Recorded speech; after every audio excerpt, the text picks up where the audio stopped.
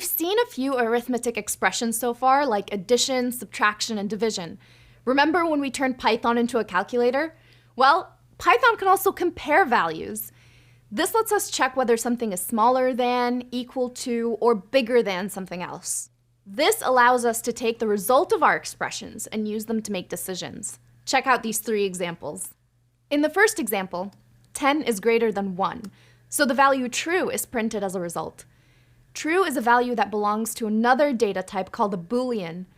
Booleans represent one of 2 possible states, either true or false.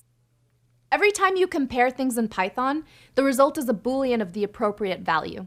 In the second example, we can see our very first equality operator, which is formed by putting 2 equal signs together.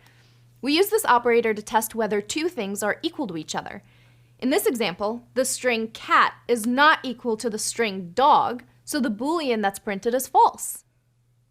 In our third example, we're doing the opposite comparison.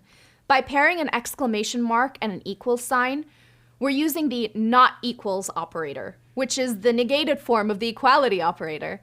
In this particular line of code, the operator checks that 1 isn't equal to 2. We called out before that the plus operator doesn't work between integers and strings. What do you think will happen if we try to compare an integer and a string? Let's find out by seeing if the number 1 is smaller than the string 1. Womp womp womp. We get a type error. That's the same error we got before. This happens because Python doesn't know how to check if a number is smaller than a string. And what about the equality operator?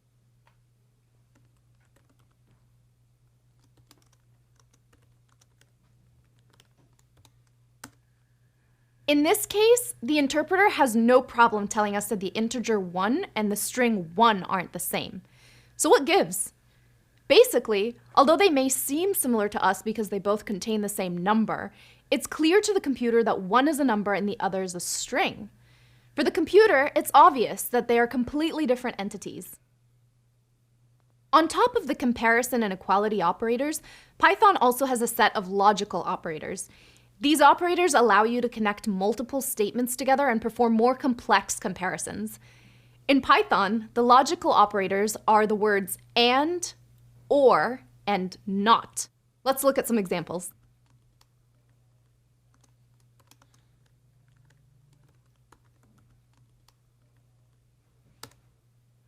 To evaluate as true, the and operator would need both expressions to be true at the same time.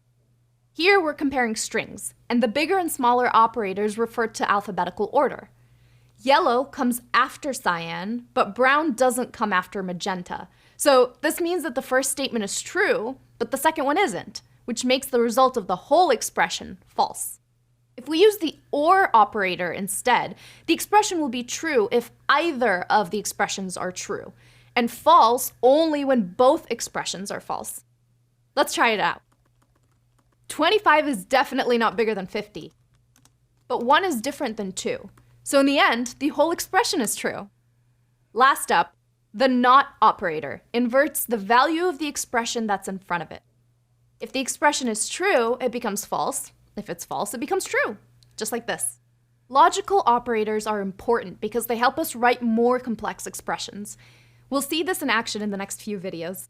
If this is the first time you've come across these operators, it might seem like there's a lot to remember. But don't worry, you'll learn most of them very quickly just by practicing. And in the next reading, we have a cheat sheet that lists all the operators available and what each one does.